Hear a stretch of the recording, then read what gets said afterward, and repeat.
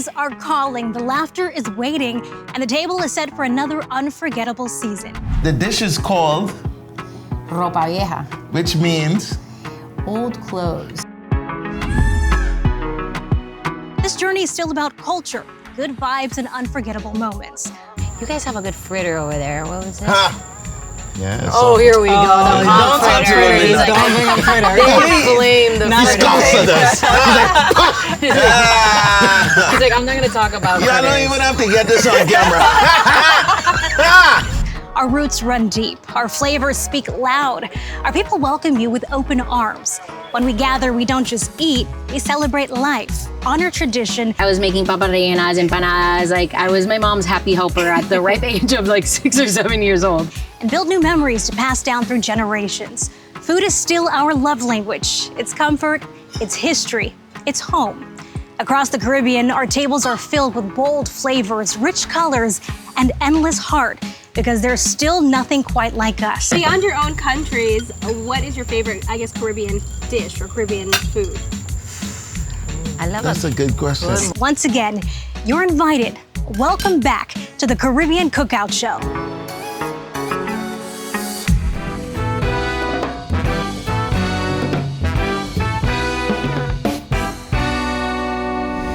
This season on Caribbean Cookout, we celebrate the flavors that define the islands. Each dish, a living story. Each chef, its storyteller.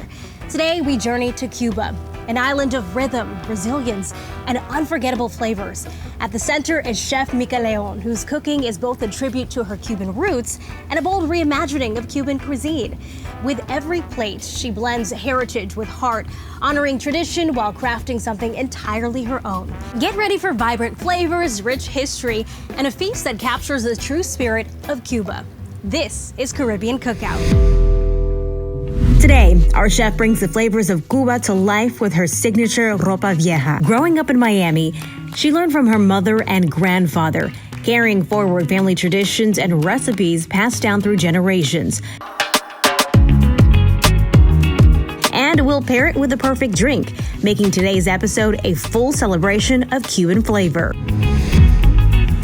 And to dive even deeper into the artistry behind the dish, culinary expert Chef Simeon Hall will join Chef Mica in the kitchen, offering an intimate look at the techniques, family tradition, and inspiration that bring her ropa vieja to life.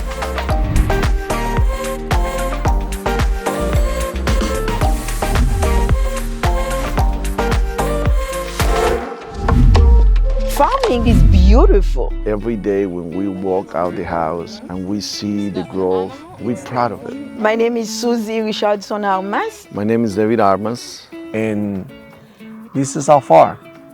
I hope you enjoy it. Avocado is the best, not only because it tastes good, but all the good nutrients that you're getting from it. We are providing avocado fresh from Florida to your home. Now let's meet our chef for today's episode. Chef Mica hails from Miami, born into a family with deep Cuban culinary roots. Growing up, the aroma of her mother and grandfather's kitchen filled the air, sparking her love for cooking and shaping her culinary journey.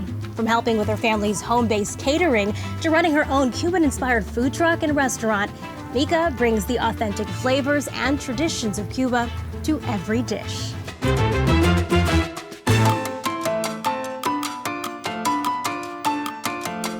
So Chef Mica, as a proud Cuban-American woman, how has your family shaped your cooking? I feel like my family, I feel like it runs in my DNA, but from a very young age, I grew up, my grandfather had restaurants, my mom had a catering business in the backyard. So it's something that really shaped who I am, from my creativity to my family values to the recipes and dishes I make today. I would say my whole life revolves around food and family traditions around the kitchen. My family left Cuba in 1969 and they went to Spain for 10 years. I just think it was easier for them with the whole migration. So they went over there and then they opened a Cuban restaurant in Spain. Wow. And it was one of the first Cuban restaurants in Spain, in Valencia. And it was very successful. They opened a second one in Ibiza and then they brought it over here to Miami. That's pretty cool. Yeah. How has that shaped your culinary journey? I basically grew up on my family's assembly line in the kitchen and cooking with them. But, you know, I was around food my whole life, and it's never something I looked at like it was gonna be my career or what I was gonna do growing up. But I just fell in love with it. I studied business, but kind of just went right back to my roots. And I think it's important to pass down. I feel like that's what is the most important thing about my career to me, is passing down those traditions and those dishes to the next generations. And when you say you were basically growing up on your family's assembly line, you mean that literally, right? Quite literally. I was making papas rellenas, empanadas. Like, I was my mom's happy helper at the ripe age of like 6 or 7 years old. So a lot of kids were like playing in the park, and I was with my mom and my grandfather cooking, but I wouldn't have it any other way. So I understand your mom had a bakery, is that correct? No, my grandfather had a Cuban restaurant that he made everybody work at. Yeah. So it was like a family restaurant. And then mom had a cantina, Okay. which is basically kind of like a lunch service slash kind of ready to eat meals, with a new menu item every day. And we would go delivering them and making them at home. And talking about going back to your grandfather, how he left Cuba and started his own restaurants in Spain. You know, was he a restaurateur in Cuba? Was he cooking in Cuba? No, it kind of goes back to Cuban ingenuity and resourcefulness. My grandfather was an architect, he was a musician. I would say he's an artist over everything. And my family, when they got to Spain, they had no idea what they were gonna do. So it was kind of like, you know, being resourceful, and what do we do? And my great-grandmother was an amazing home cook. And with a little blue cookbook from Nita Villapol in hand, they opened the restaurant, and they had lines out the door. What do you feel like you learned from that? Just seeing that and seeing that, you know, being able to pivot. I think pivoting is so important, and I think just making do with what you have, resourcefulness, and like never hitting a dead end. And there's always room for growth and figuring it out, and even like a career shift like my grandfather had at, I think he was 55 when he opened the restaurant. Wow. So it's never too late. That's really what I learned.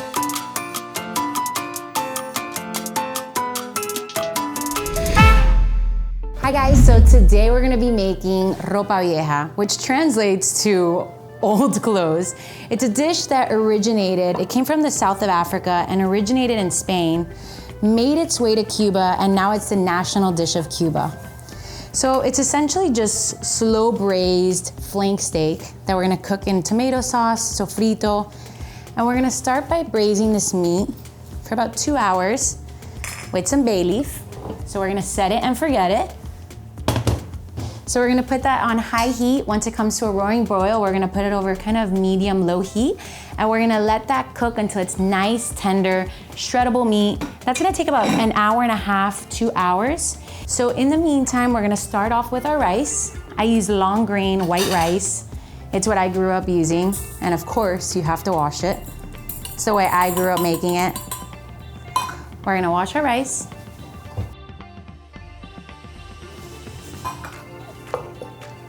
So we're gonna put about a cup of rice, and for each cup of rice, I like my rice to be desgranado, kind of like, you don't want it too clumpy or too kind of, you want the rice to kind of fall apart.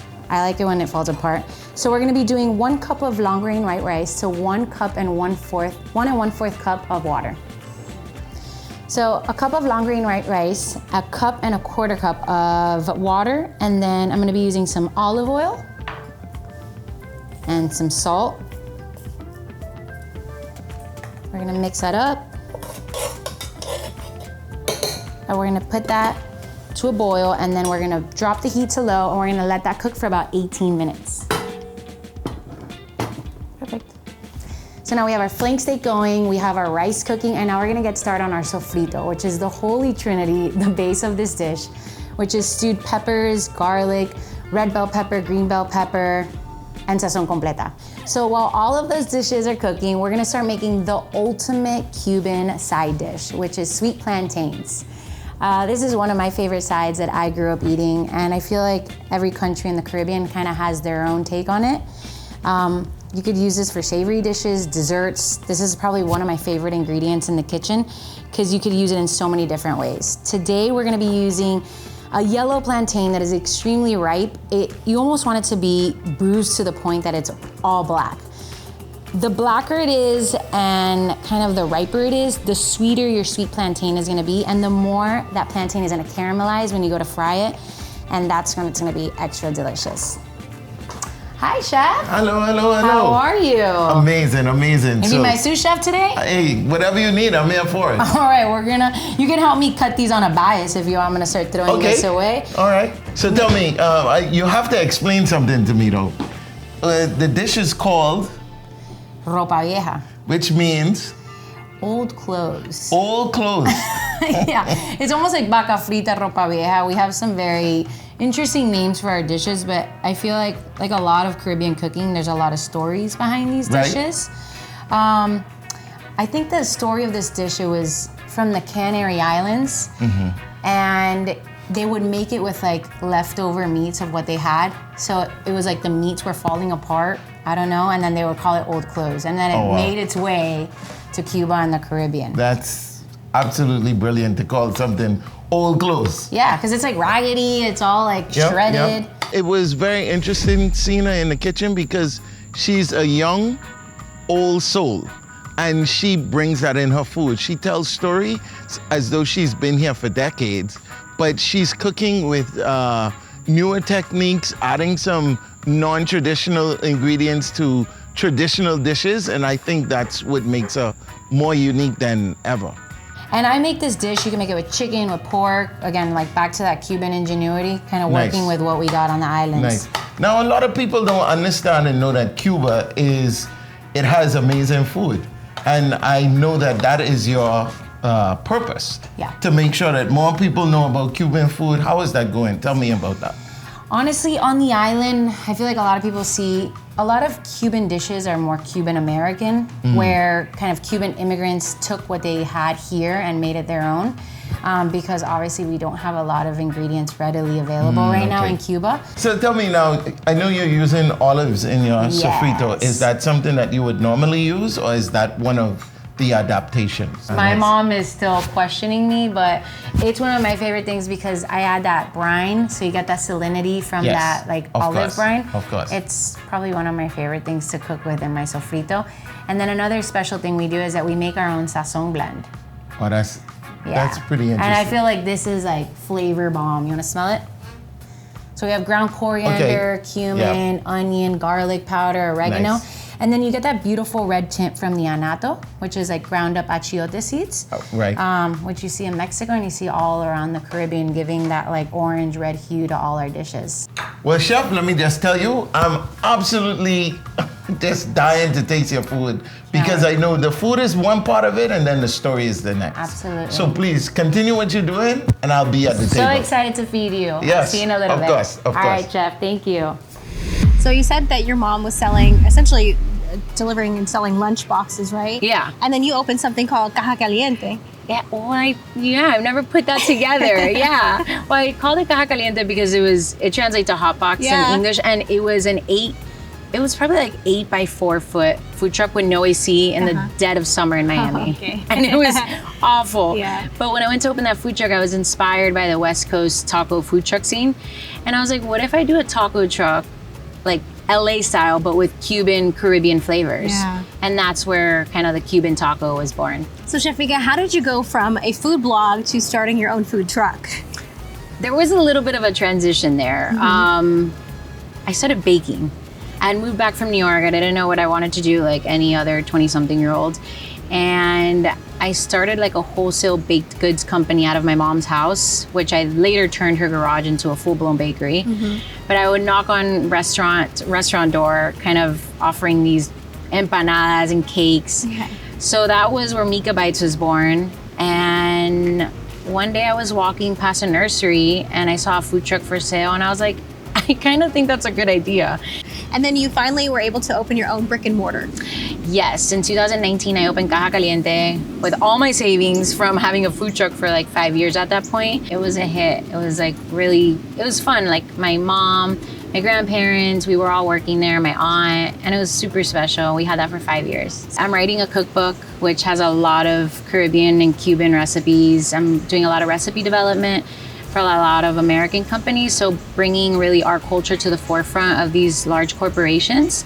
And speaking of that recipe book, now that you're exploring other islands and the food and the cuisine in other Caribbean islands and Caribbean countries, do you see similarities, differences between Cuban food? Yeah, it's all connected. Yeah. Really, if you look at it, all the island food is truly indigenous food, like from the Tainos or indigenous people that were in the islands, and it was very inspired and kind of it evolved with the colonization and Spanish and North African flavors that came in. But honestly, a lot of dishes, like when you look at fufu or mofongo or mangu, it's all the same with a different name. So Chef Mika, you talked about how difficult it is to work in the world of restaurants.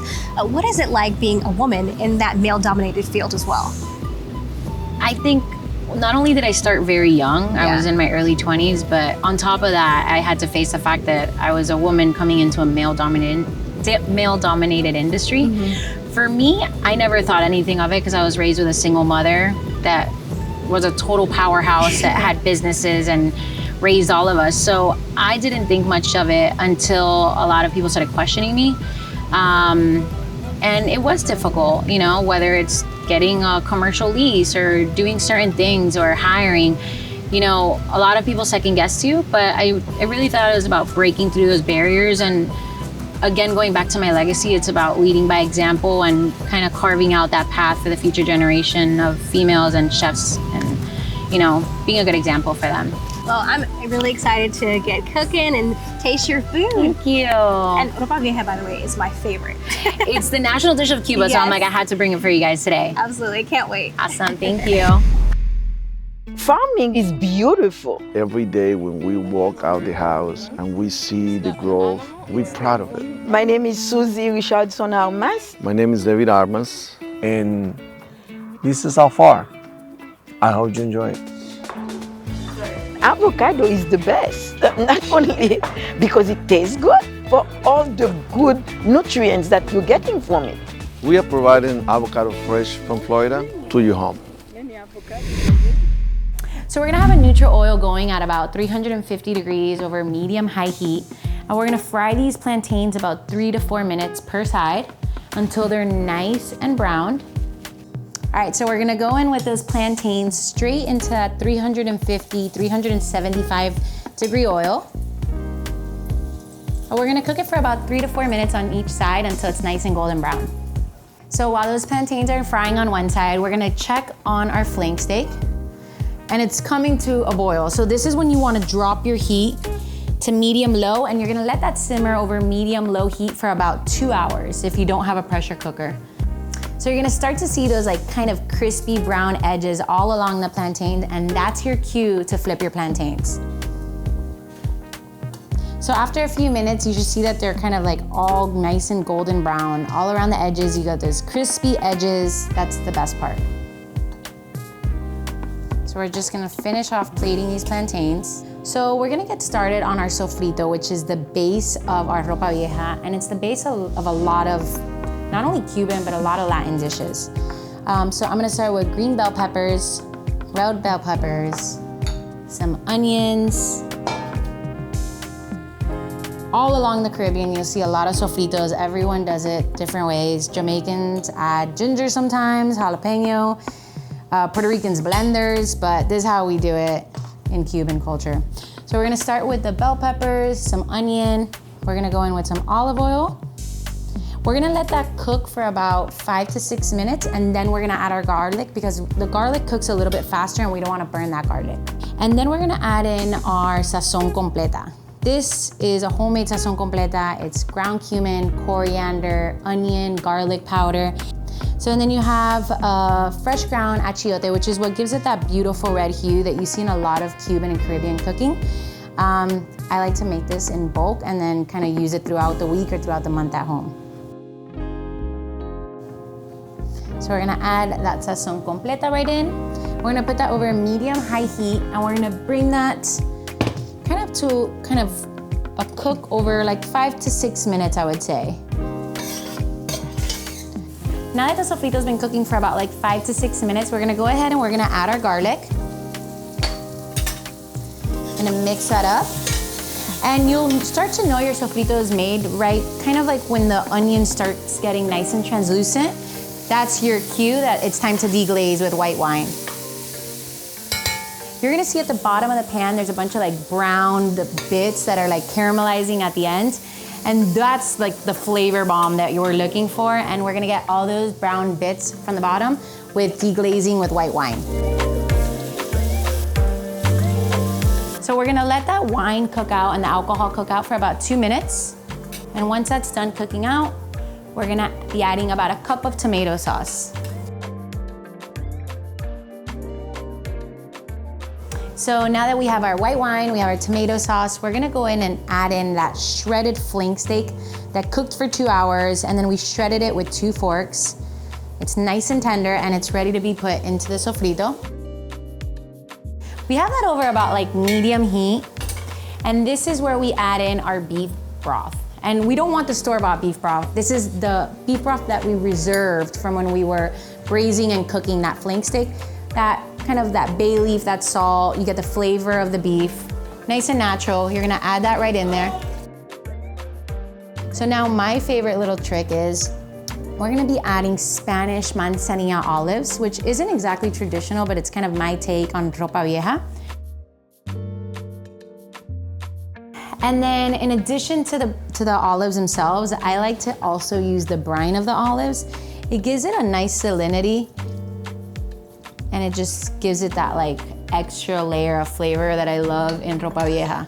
Over a high heat, you're gonna bring that to a boil. Once it comes to a boil, you wanna put it over low heat, and we're gonna cook that for about like 18 to 25 minutes, low and slow. Once it comes to a boil and you put it over low, medium heat, you wanna cook it kind of semi-covered, not entirely covered, because you want a little bit of the liquid to evaporate, but not all of it. All right, we're about to head to break, but before we go, we have a gift from our friend, the Chef of Spirits, Louis Estrada. Hi. The perfect cocktail, of course, to go with ropa vieja. Listen, ropa vieja is something that we were cooking in our household for my grandmother, and it was very nostalgic for me. And yeah, first thing I thought was mojito. I mean, I have a different play on the mojito on this one, but mojito is a cocktail that originates from Cuba. They make thousands of them all over Havana and in Cuba, so I figured, why not? It's classic. It's a classic. Yeah. So we're gonna start with 7 to 10 mint leaves. Once again, this is... Oh, you can already smell it. This is towards everybody. I give it a little slap, throw it in here. We're gonna muddle these with a little bit of limes. And then let's throw a little bit of sugar. So we're gonna do 3/4 of sugar. It's usually an ounce of lime. There we go. We're gonna give this a nice little muddle. Now, when you're muddling, you're not really breaking the mint leaves. You just want to pop the essence of it. Yeah, you can smell the aroma. It's just aroma. Let's get those flavors out. Now we're gonna follow it with 1.5 ounces to 2 ounces. Depends on, how buzzed you want to get. Today we're gonna do 1.5 ounces of white rum. Okay, we're gonna fill this cup up with ice. Now, I'm assuming we always want to use white rum, right? We always want to use white rum for this cocktail. Okay, I'm gonna give this a nice little stir, just so we can mix the rum in. And then we're gonna top this off with some club soda.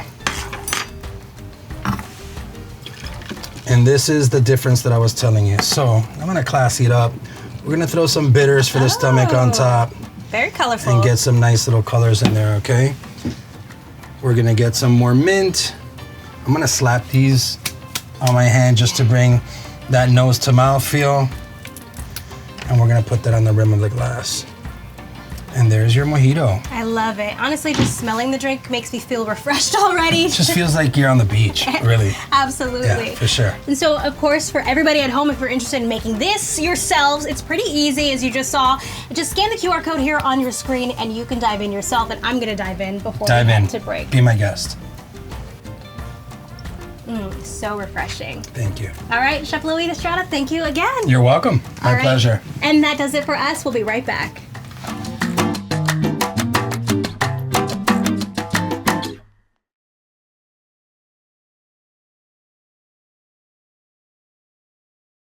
So now we're gonna plate our ropa vieja. It's really up to you how you wanna plate it. I typically serve family style.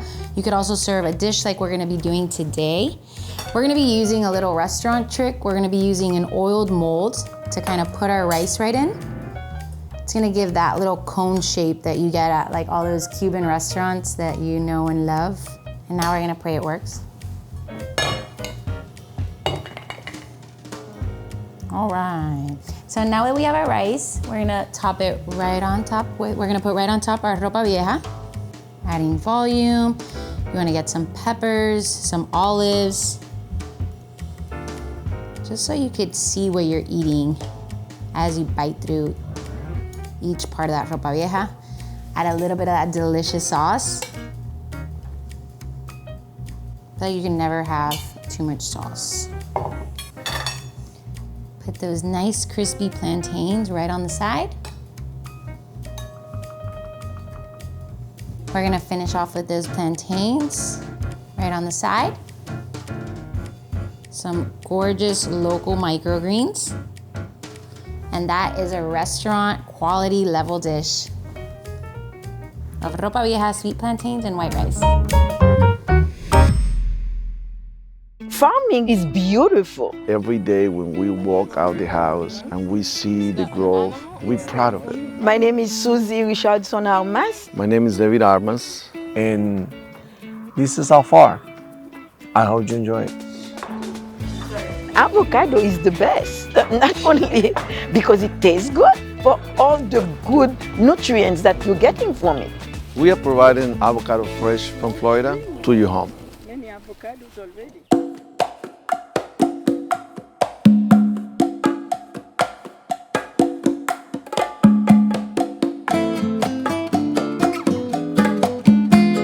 Growing up with food for me was a natural. My mom worked for a food company and she used to do tastings across Jamaica, and I used to follow her as a kid, and she kind of played with Jamaican food and different ways to make Jamaican food, so I was around food many times. My grandmother, she cooked pretty much all my meals growing up, so just like coming home from school and she's in the kitchen cooking up whatever she's cooking, and it was always a delight because I always knew that it was going to be good. Whatever it was, she was putting her foot in it and it was going to be good and I was going to enjoy it.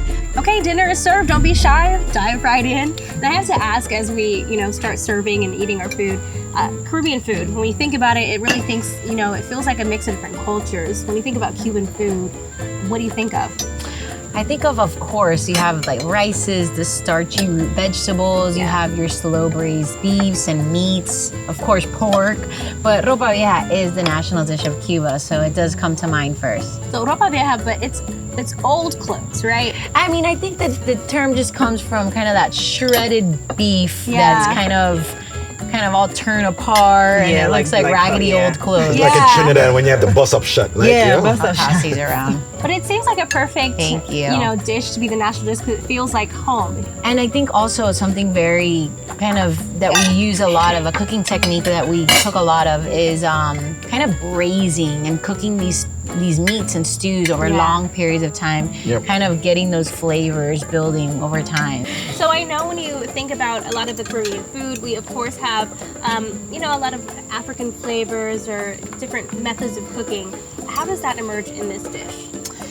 I'd probably say the braising method in this. That's something that was brought to the islands once they were colonized. But also kind of those peppers and those onions and that kind of sofrito that we all have in the Caribbean. That came from Northern Africa, along with like fufu and using those starchy vegetables. I wonder what would happen if we took away plantains from Caribbean people. No, don't even say that. That's sacrilegious. You can't do that. I was saying earlier how plantains are the best because it's sweet, savory. You could use it in a dessert. You could use it as a side. Yeah. All right, you got to take one away. Tostones or the maduros? What? Maduros. What? Mm-hmm. You're picking Maduros? No. I'm gonna pick the fried, the crispy one. Chef, take one away. Maduros or the tostones or the green plantain? Well, don't take away no plantain. That's a simple answer right In now. the Bahamas, you guys cook a lot with plantain? Of course. Nice. Of course. I've never had an intimate interaction with a Cuban chef. So just to sit and hear her talk about her country and the food was brand new for me, and I absolutely enjoyed it.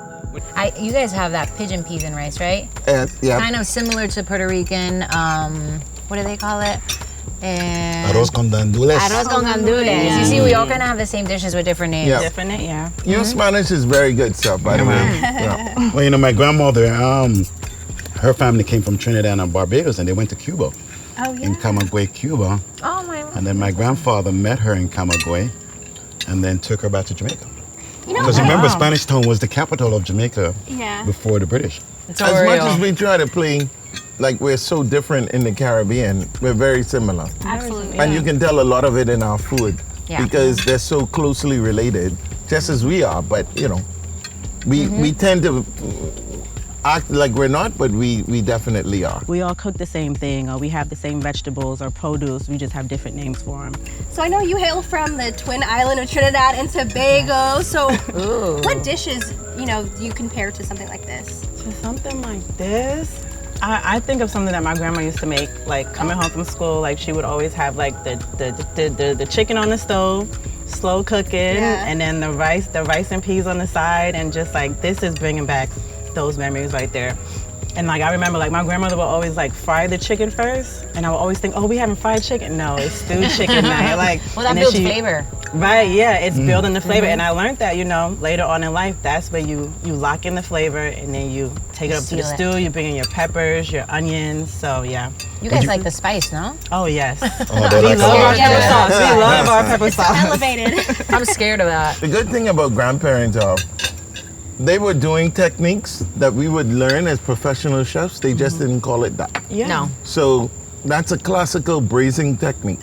But I never heard my grandmother use the word braise. Right. And so that's where we get our colloquial kitchen culinary terms from our grandparents. But when you look at it, it's true culinary techniques. Yeah. So is this DNA memory? Where did they get this sazon from to cook? These I grandmothers, think these that's a part abuelas? of it. I think that's a part of it. They told stories, they connected, they conversated politics, they conversated, social conversations, etc. was all around food. Yeah. That everything is like when you're seasoning, it's always just when the ancestors say Oh, stop, dear. that's when you stop. It's very hard to. That's it. It's very hard to write down one of these recipes. I have to like chase my mom down, and like she's like, "It's just a pinch. It's just this," and I'm like, "That's not a pinch. It's like a whole thing."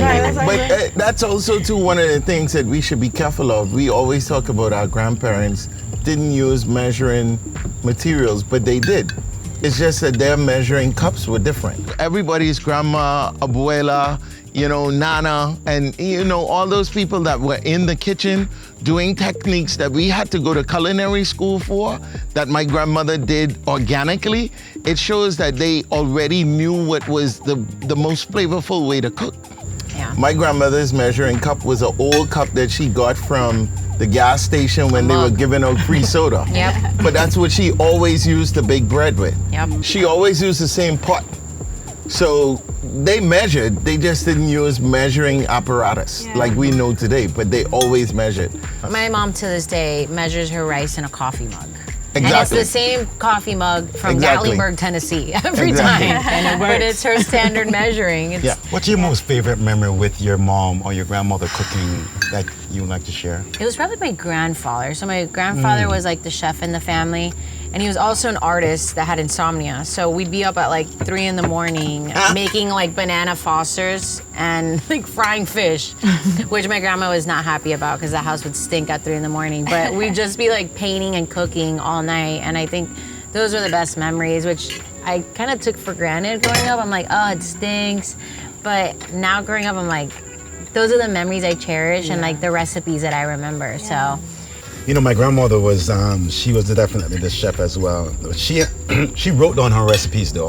Oh, And lucky. she left us with a book, which is Lucky. quite a gift. Thank you.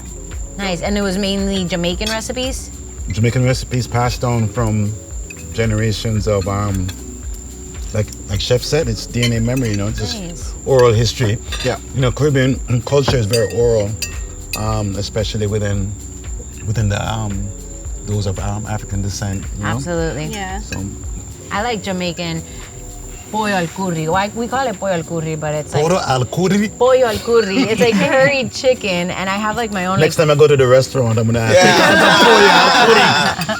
It's my Cuban take on a Jamaican curry. And then my mom's like, this is not Cuban. And I'm like, I know, but I get influence from like different islands and cultures. And What's a Cuban influence curry? I just make it my own. I make a sofrito and I add bell peppers, onions, jalapeno, and then I put coconut milk with the chicken and it's delicious. And I put sazon in it. Yeah. I feel like a Jamaican would be like, what is this? But it makes sense at my house and it's so good. We make empanadas with it. It's awesome. But definitely inspired by Jamaicans as well as the callaloo. Love that. Yeah. That's good stuff. Yeah. Everyone has a different, every Caribbean island has a different top 3 seasonings. Some people use more garlic, some people use more lime, some people use more picante or Scotch bonnet. And those things are unique to that particular island, but it all come from the same root, right? So when we come at the table, we can actually taste each other, like literally in the food. What about you, chef? Is there any other Caribbean style food that influences your? I think, I lived in Grenada. I worked a little bit in Jamaica. I've been in plenty places, but you know, I always take a lot of direction from rice because it's such a main staple with us.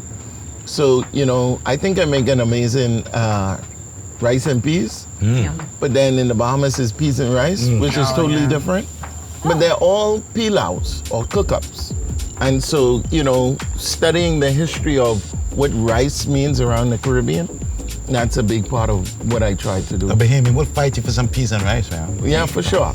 Because we make the best rice in the Caribbean. Oh, come on.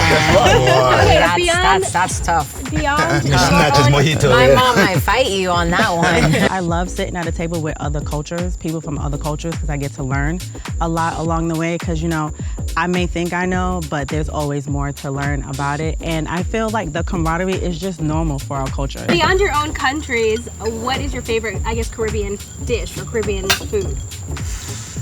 That's a good question. Good mofongo. Yeah. I like a mofongo. Yeah. Puerto Rican mofongo. Yeah. With like camarones enchilados. Oh, yeah. I'm gonna have to. Ooh, but then a sancocho dominicano comes in as well. Yes, I know. We're the best. I know. I know. See, so now you're the best. You're a sancocho. When it comes to sancocho, yes. There you go. See? Our version of sancocho is ajiaco. I feel like we all have like a mother stew that has like 18 types of proteins in it that takes all day to cook, right? Oh my gosh, yeah. I made it for the first time and I was like, I'm not making this again until I have kids. Like, this is crazy. It's an all-day activity. Yeah. If you're gonna kill me and take me to heaven, just give me a bacon shark. What is it? Bacon shark. It's like a fish sandwich from Trinidad and Tobago. I gotta get I've into never more had of that. Bacon shark? Yeah. It's a fish sandwich. Yeah. It's a Don't fillet call it a shark. fish sandwich. Call it a shark It's a sandwich. shark sandwich. Okay. Yeah. Fillet shark. And then it has different toppings, Wow. pineapple, Yeah. peppers, Hot cucumbers, sauce. Yeah. hot sauce. Yeah, of course. And then the bake is just the bread. Shadow You just Benny. Yeah. stuff it in there. I love that. Divine. Puerto Ricans What's your make favorite their- non-Trini dish now? My favorite non-Trini dish? Well, we were kind of talking about this earlier. So like festival in Jamaica, if you sit me on a beach and give me a red stripe sour flavor and some festival, I'm content for the day. Festival by itself. Festival by itself. I don't need any meat. Festival. With the red stripe, though. Yeah, it has to have the red stripe with it. Yeah. What do you think is the most Caribbean thing about being Cuban? That's a good That's a good question, yeah. Our sazon. But like when I say sazon, I mean the flavor of the people. Yeah. Like we're all spicy. I feel like everyone in the Caribbean has their own kind of like what they bring to the table. My mom, we call it papa sin sal. When a person doesn't have a lot of personality. Papa sin sal.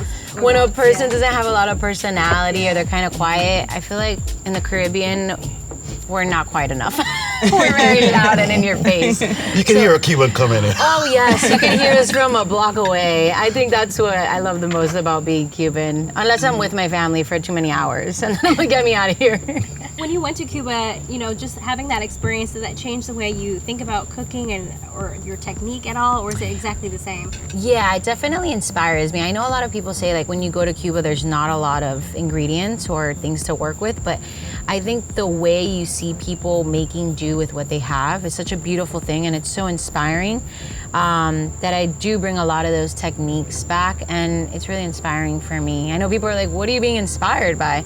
But honestly, like for me, what inspires me a lot about Cuban food is really diving deep into like the indigenous culture, which is the Taino people and how they did a lot of their food. So I try to explore that as much as I can and get out of Havana and go into those little towns. And last time I was there about 2 years ago, and we were cooking a pig over a hammock. And I learned like the hammock method of how to cook a pork over open fire, which I had never done. So, and again, it was made with rebars, and it was like made using construction tools. So it's just ingenuity, and I bring all those things back home and kind of make it my own. Yeah. So if I went to the supermarket, what are my, let's say, top 3 ingredients I must get for a Cuban meal? Sazon. Okay. Sazon, of course. But should you make it yourself or should you buy sazon? You should make it yourself. Okay. You should make it yourself. I feel like I always make my own and just have it in the kitchen. Yeah. Ooh, you need garlic. Okay. Yeah. You need garlic, and then you need pork fat. What makes a dish super Jamaican to you? Scotch bonnet. Yeah. Oh yeah, you But gotta coconut have milk, this we do use coconut milk I a love lot. coconut milk. Yeah, we do. Pimento. Pimiento? Okay. Pimento.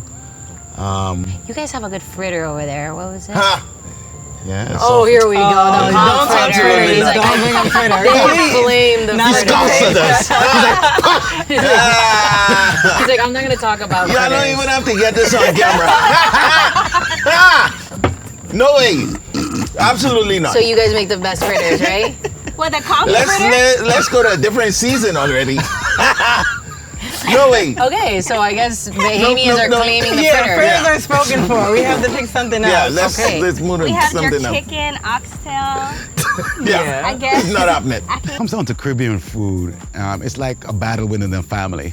You know, the uncle-in-law thinks that he cooks this better, and the sister thinks she does it better. And that's the same thing about Caribbean food, irrespective of the island, irrespective of the language or the dialect or the music. Everything is all about the family, and everyone has their own way of bringing their own flavor, their own sazon, as Chef Mika said, to the table. And that's what I love the most about Caribbean food, and it's always a big party. And salsa? We're territorial over our dishes. Yeah, as we had said let's before. not talk about fritters. That's over the rice, a piece of rice, right? Yeah, I do Wait, like what is a the good national? What is your fritter. national dish? in the Bahamas? Yeah. Boiled fish, actually. Boiled boiled fish. Yeah, Oh wow. boiled that. fish. Okay. Qué But the rico. Bahamas is very unique because we're 700 islands and keys. Oh yeah. We have 14 major islands, so each one of those islands have what we call, or I call, island specificity, which means there's something about that island that makes that food unique. Yeah. It's just like the United States of America. For you to claim one dish for all the states would be doing it in injustice. In Andros, you still have Seminoles, you have Gullah Geechee, you have all the different waterways and everything else in Andros. In Nassau, you have all these businesses and tourism. That's a big deal. When you go to Grand Bahama, it's totally different because that was the first fishing center of the Bahamas. So fish is very, very different there. So all over the islands, it's very different. But on the books, it's boiled fish, but it's very different. And the fritters are the stepchild. Yeah, but you know, we do conch or lambi or whatever you want to call it in lambi, ways that, you know, other places have not even heard about yet. So we'll leave that one alone. Okay. Yeah, we have that one. I love it. We'll give you all jerk. That's fine. Yeah. We'll That's give not you even all our that. national dish, though. Yeah, we'll give you all that. Take but it. anything that has to do with conch, fritter, anything like that, and macaroni and cheese, we have that. What? Oh really? Yeah, for sure. That I didn't know. Yeah, of course. Okay. Everybody Better knows than that. the Hawaiian one? Hawaii. I lived in Hawaii. They can't make macaroni and cheese. He's claiming Yeah, dishes yeah, all year. yeah. Better than the American South. Listen, the South learned it from us, so that's different. Oh, yeah. Imported Yeah, yeah, yeah. So, you know, that's a part of the conversation that, you know, again, which makes the Caribbean so amazing, is they leave us out of the conversation of black food when it comes to America. But in fact, the Caribbean was the first stop in the journey that changed the entire world. We were the gateway to the new world. The Bahamas was the gateway. And so we had all these things happen to us before everybody else. And, you know, we talk about slavery here, but we had more slaves in the Caribbean than we did in the U.S. A lot of Caribbean dishes were inspired by the slaves. Yeah, 100%. All of those stews and starchy vegetables. That's why the Caribbean needs to speak up and have a voice that, it has long been shuttered, but now we need to talk more about it. So how about we cheers to the ancestors and the abuelas? Yes, I love Cheers it. to the abuelas. Cheers. Abuelas and the ancestors. Cheers, guys. Salud. Bueno. To Bahamian food. Comfort us for life. No Cuban food anymore. We're talking about fritters tonight.